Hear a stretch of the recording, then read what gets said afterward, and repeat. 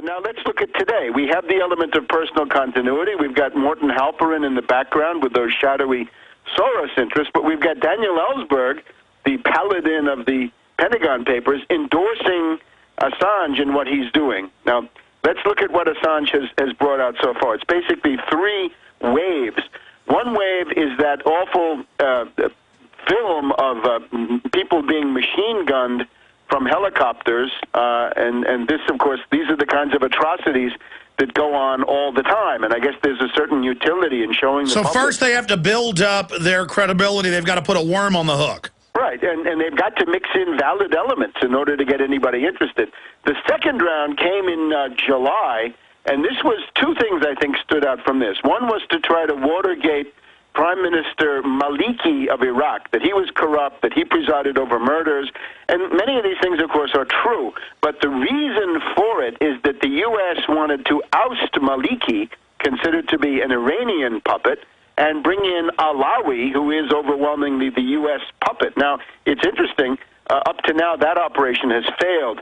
Another element of that previous document dump was the murder of Nicola Calipari, the Italian intelligence agent who had gone into Iraq and was able to free a kidnapped journalist, Giuliana Sgrena, of the left-wing Manifesto newspaper in Rome.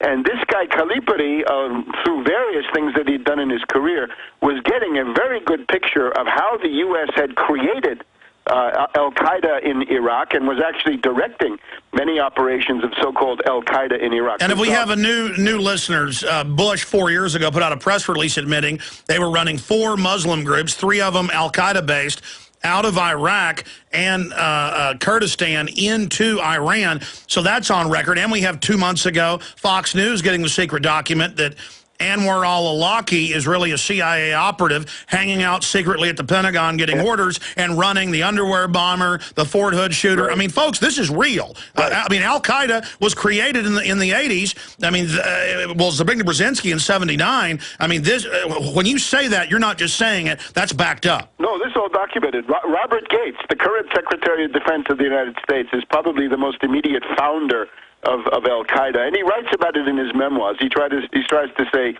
he didn't create it, but of course he did create it, and Brzezinski, and so on. So the Calipari story was the U.S. All right, stay there, Webster. We got to come back to that. You're going to just unfettered when we get back, break down where this is going, why these rogue networks in the government and these corporate structures are doing this. What's coming next as they start raiding and attacking hedge funds and banks to bring them down, who Soros works for. Instead of just talking about Soros, let's go all the way up the tree here. We'll be right back with Webster Tarpley. You're listening to The Alex Jones Show. I love this republic. I am an American citizen. I am fiercely patriotic. And I have studied the global crime syndicate for more than 17 years. I've been on air for more than 15.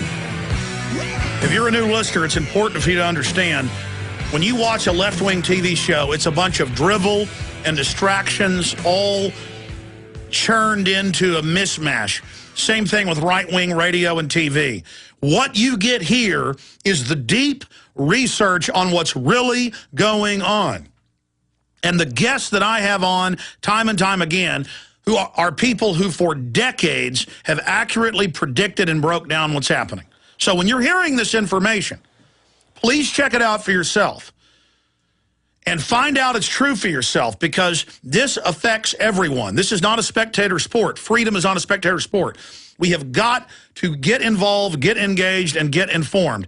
This whole WikiLeaks situation, ladies and gentlemen, is moving towards global destabilization and what the RAND Corporation has openly said they want, a major global war. We reported that 2 years ago out of RAND Corporation documents. I've interviewed Alex Abaya, one of the only people to ever be given entrance to the RAND Corporation.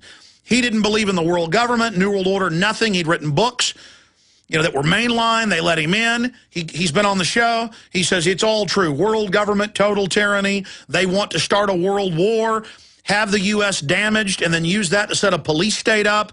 I mean, this is dangerous. Now, Webster Tarpley is an economist and historian. Webster, continue recapping the history of WikiLeaks, who George Soros is, and where this is going. And again, you and formerly with the NSA, Wayne Madsen did predict in the last year that they would next start going after banks and financial institutions and people that are enemies of Soros, and voila, that's now coming out. Please continue. Right, just the last one concerning that last document dump in July, this Calipari story. Remember, this was the guy who freed a journalist from the clutches, so-called, of Al-Qaeda in Iraq, and he had figured out that the U.S. was running Al-Qaeda in Iraq, and he knew essentially everything there was to know about it. And he might be that the CIA feared that he would blackmail them or reveal it or embarrass them somehow. So he was simply assassinated. He was murdered as he was bringing this woman back from captivity. They might have wanted to kill her too. Certainly, that's likely. But let me just back you up there since you said that. Ray McGovern, former top briefer to Ronald Reagan, George Bush Sr., high-level CIA analyst, he said 4 years ago here, and then it came out in mainstream news that that the Golden Mosque bombing was to get Shiites and Sunnis killing each other. We've also had the Guardian report that MI6 commandos, Special Air Services, were caught dressed up like Sunnis, running around shooting Iraqi police in Basra. That came out. So the point is, if you got a multi-trillion-dollar war, you got to create a fake enemy. Go ahead. So now we come to the net effect of this previous document dump was to try to make it look like the U.S. was not directly interested in murdering this guy Calipari, which of course they did. So it was a disinformation in that regard. You have to figure that the cables that are being released by WikiLeaks are carefully selected by an interagency committee of maybe old boys from the CIA, from the NSA, from the DIA, from some others, and it's a self-exposure operation. Now, that brings us to the current dump. Now, the general idea of the current dump is everybody who is hit by these revelations, everybody who's embarrassed, who's attacked, who's criticized, ridiculed, mocked, is on the CIA hit list. In other words, it's essentially the enemies list of the State Department and the CIA, and they take it on the chin. There is nothing there concerning any of the echelon powers, as far as I can see. Newt Gingrich likes it. We've got Israel saying they love it. Well, yeah, exactly. The Israelis come out smelling like a rose. The British, nobody lays a glove on them. Australia, Canada, New Zealand, all of these other countries who are without doubt guilty of all kinds of excesses and atrocities. Nothing about them. So instead, we get the usual hit list. Now let's go right to the heart of the matter. Russia and Putin, always very, very high on the CIA hit list, because Putin is one of those leaders, which, whatever you think of him, defies them, he counterattacks them, he ties them into knots, he defeats them. And they're going after that Axis connection to Italy. To Berlusconi, exactly. And that's not just a friendship of two leaders, it is that. But it's also a strategic alliance between the Russian Federation and Italy. And you see in these papers, they say, well, Berlusconi is this womanizer, he has these wild parties, he's corrupt, and Putin, of course, is a dictator and a totalitarian. And the connection between them is that they say Berlusconi is now the mouthpiece of the Russians inside NATO, inside the European Union. So what's at stake there? Well, there are these pipelines, right? There are different pipelines that bring natural gas from Russia into Europe. And the U.S. and the CIA want to be able to use their puppet states, be it Ukraine or Poland or Latvia, Lithuania, Estonia, whatever it is, these Eastern European, virulently anti-Russian countries that can always be, you pull their chain and they'll cut off the gas, and then you can blame the Russians for cutting off the gas. But instead, what Putin has done with the help of Turkey, they also get hit. We also see a destabilization of Pakistan. Yeah, but wait, let's just finish this. The pipeline involves Russia, Turkey, Italy, and that's the South Stream pipeline. So you could say one of the main targets of this WikiLeaks document dump is one of the key ways that the CIA wants to sabotage normal, reasonable, rational economic cooperation between Russia, that has the raw materials, and Western Europe that has the know-how and so forth. So that's the Putin-Berlusconi part. Then we get into Karzai. Karzai is corrupt. Karzai of Afghanistan is a paranoid. Well, we know that. They've been after him for years.